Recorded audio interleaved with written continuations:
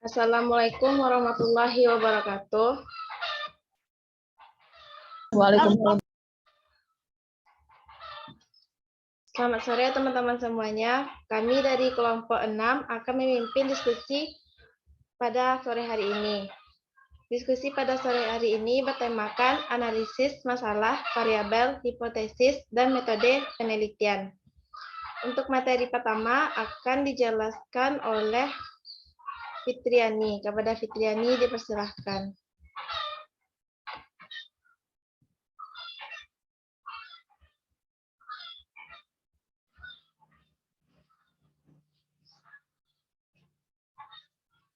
Karena Fitriani lagi dalam gangguan jaringan, baiklah materi tentang hakikat masalah akan saya jelaskan sendiri. Hakikat masalah adalah persoalan yang menuntut adanya jawaban yang tepat dan akurat.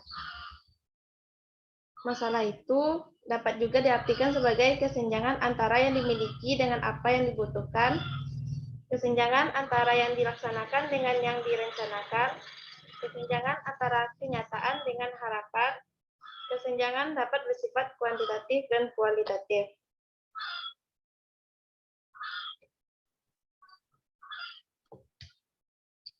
Yang kedua, pengertian masalah. Pengertian masalah menurut Setiosari Punaji tahun 2010 adalah keadaan atau kesenjangan antara harapan dan kenyataan. Masalah sebagai yang antara kebutuhan yang diinginkan dan kebutuhan yang ada.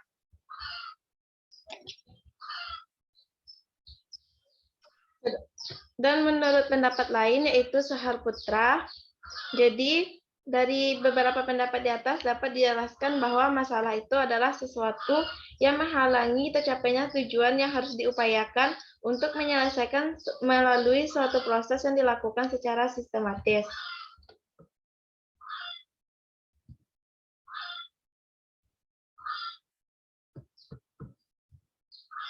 Selanjutnya yaitu identifikasi masalah. Masalah penelitian atau topik penelitian berpengaruh terhadap kualitas penelitian. Artinya, masalah penelitian yang teridentifikasi dengan matang di awal akan menentukan penelitian yang akan dihasilkan. Secara umum, masalah penelitian dapat diartikan sebagai pernyataan yang mempertanyakan tentang satu atau beberapa variabel yang ada dalam suatu fenomena. Identifikasi masalah didefinisikan sebagai upaya untuk menjelaskan masalah dan membuat penjelasan dapat diukur. Selanjutnya yaitu ciri-ciri masalah. Menurut teori Dewey, ciri-ciri masalah terbagi menjadi 5. Yang pertama, akan membuat seseorang merasa bimbang, bingung, dan kesulitan. Ciri masalah yang kedua yaitu akan membuat seseorang berusaha untuk merumuskan masalah karena ingin dipecahkan. Yang ketiga, akan membuat seseorang berusaha untuk menguji hipotesis dengan cara mengumpulkan data-data yang sebenarnya sebagai suatu langkah untuk menemukan solusi dalam masalah yang dialami. Yang keempat, akan membuat seseorang mengembangkan ide untuk mendapatkan pemecahan yang terbaik. Yang kelima, akan membuat seseorang mengambil kesimpulan yang didukung fakta-fakta atau bukti yang telah dikumpulkan. Yang selanjutnya, rumus masalah. Masalah yang perlu dijawab melalui penelitian cukup banyak dan bervariasi. Misalnya, masalah dalam bidang pendidikan dapat dikategorikan menjadi beberapa sudut tinjauan, yaitu masalah kualitas, pemerataan, relevansi, efisiensi pendidikan. Selanjutnya, batasan masalah. Batasan masalah penelitian adalah sesuatu hal yang sangat penting dalam mendekatkan pada pokok permasalahan yang akan dibahas. Batasan masalah adalah ruang lingkup masalah atau upaya membatasi ruang lingkup masalah yang terlalu luas atau lebar, sehingga penelitian itu lebih bisa fokus untuk dilakukan. Batasan masalah artinya memperjelas masalah apa yang terjadi. Nah, untuk materi kedua akan disampaikan oleh Poppy. Kepada Poppy dipersilahkan. Baiklah, terima kasih kepada moderator. Selanjutnya saya akan menjelaskan materi mengenai variabel penelitian. Berdasarkan ketiga pendapat para ahli, yang pertama Sugiono dalam ULFA tahun 2021, yang kedua Nasution tahun 2017, dan yang ketiga Suharman dalam ULFA tahun 2021, maka dapat disimpulkan bahwa variabel adalah suatu hal yang ditentukan oleh peneliti yang menjadi gejala penelitian untuk dipelajari kemudian ditarik kesimpulannya.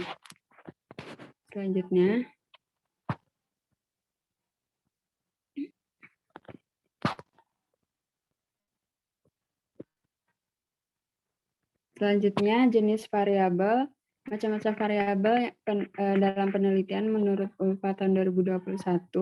Yang pertama variabel bebas atau independen, variabel yang mempengaruhi. Menurut Triharjo Denisusilo, variabel independen merupakan variabel yang dapat mempengaruhi atau yang menjadi sebab perubahan atau timbulnya variabel dependen atau variabel terikat. Yang kedua yaitu variabel terikat atau dependen. Adalah variabel yang secara struktur berpikir keilmuan menjadi variabel yang disebabkan oleh adanya perubahan variabel lainnya. Variabel dependen merupakan variabel yang dipengaruhi atau yang menjadi akibat karena adanya variabel bebas.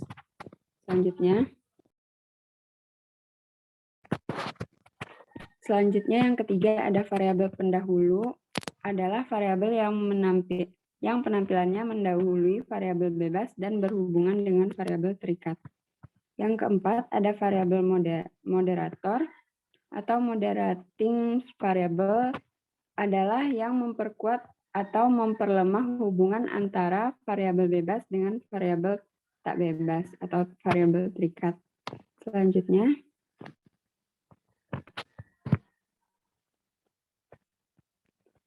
ada variabel intervening atau variabel antar, adalah variabel yang menjadi antara atau penyelang di antara hubungan variabel bebas dan variabel tak bebas.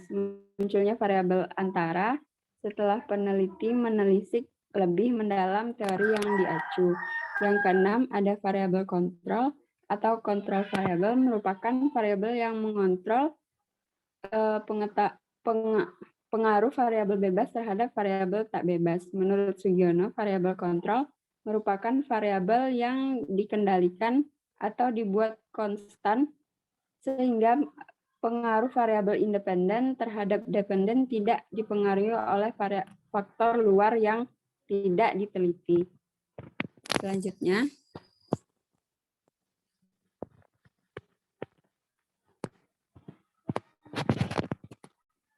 yang selanjutnya ada kedudukan variabel. Penting bagi peneliti untuk mengenali variabel dalam penelitian. Hal ini dikarenakan untuk yang pertama menemukan fokus kajian agar peneliti tetap konsisten pada tujuan dan fokus penelitian. Yang kedua untuk menemukan keterkaitan logis dengan variabel lain berdasarkan teori dan paradigma ilmu yang mendasarinya. Yang ketiga, merumuskan indikator, dimensi, dan pilihan instrumen keilmuan yang akan digunakan dalam penelitian beserta turunannya. Sekian pembahasan materi dari saya kembalikan kepada moderator. Baik, terima kasih kepada Poppy yang telah menyampaikan materi. Untuk materi selanjutnya yaitu tentang hipotesis yang akan dijelaskan oleh Fitriani. Kepada Fitriani dipersilahkan.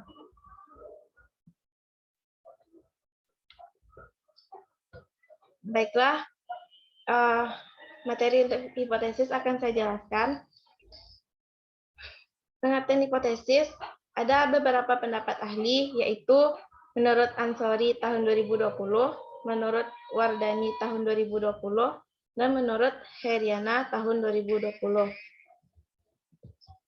Jadi dari ketiga pendapat ahli tersebut dapat kita simpulkan bahwa Hipotesis merupakan jawaban sementara atau dugaan sementara terhadap suatu masalah penelitian dan harus dibuktikan kebenarannya. Apabila peneliti telah mendalami permasalahan penelitiannya dengan seksama serta menetapkan anggapan dasar lalu membuat suatu teori sementara yang kebenarannya masih perlu diuji. Hipotesis penelitian inilah yang akan bekerja berdasarkan hipotesis. Selanjutnya, syarat-syarat hipotesis menurut Bord dan Gall ada 3, yaitu hipotesis harus dirumuskan dengan singkat tetapi jelas.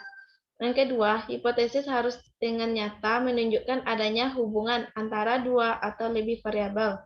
Yang ketiga, hipotesis harus didukung oleh teori-teori yang dikemukakan oleh para ahli atau hasil penelitian yang relevan. Selanjutnya, bentuk hipotesis. Menurut Lolang tahun 2014, ada 2 macam hipotesis. Yang pertama, hipotesis nol, yaitu hipotesis yang akan diuji. Biasanya hipotesis ini merupakan pernyataan yang menunjukkan bahwa suatu parameter populasi memiliki nilai tertentu.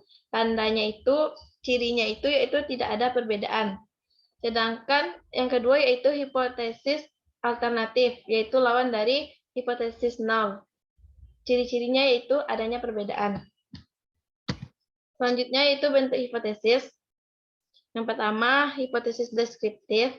Yang kedua, hipotesis statistik. Yang ketiga, komparatif. Yang keempat, asosiatif. Selanjutnya, rumusan hipotesis. Menurut Margono dan Susiliana, tahun 2015, ada 4 rumusan pedoman dalam rumusan hipotesis.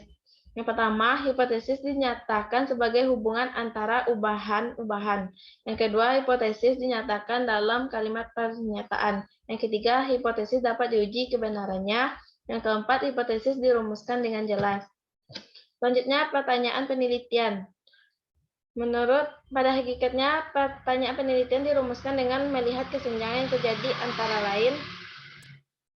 Yang pertama, apa yang seharusnya terjadi dan yang sebenarnya terjadi, apa yang diperlukan dan apa yang tersedia.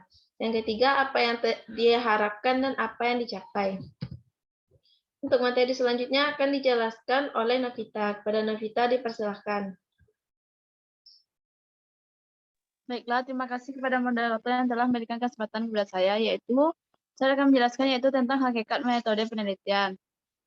Menurut Darnanana dan kawannya 2018 dan menurut Suryana 2010 halaman 20 dan menurut Sugiono 2012, yaitu jadi kesimpulan dari metode penelitian yaitu adalah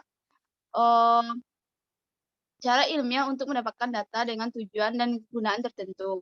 Dasarnya penelitian diadakan untuk membuktikan suatu kebenaran dengan cara tertentu dan sesuai dengan aturan yang ada dasarnya sehingga dapat diterima. Cara untuk membuktikannya dengan menggunakan metode penelitian. Lanjut nih.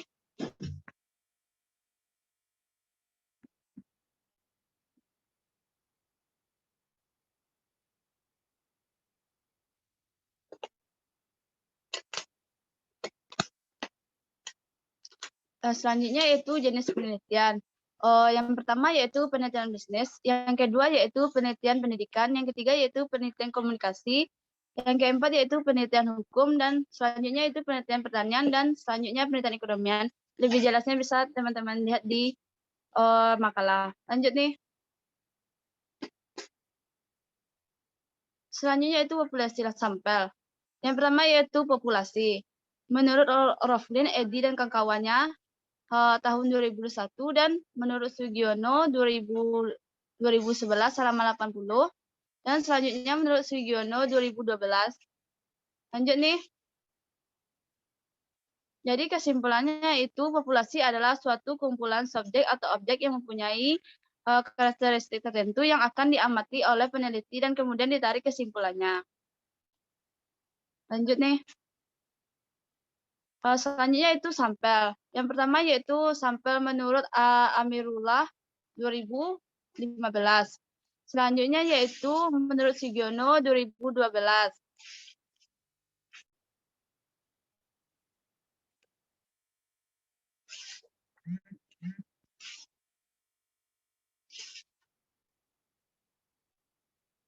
Lanjut nih.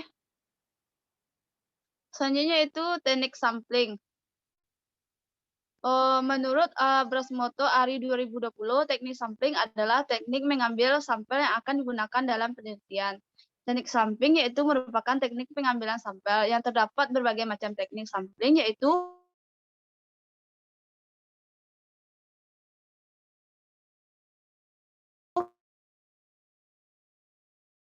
menentukan sampel yang akan dipakai dalam menjadi dua macam, probability dan non-probability sampling.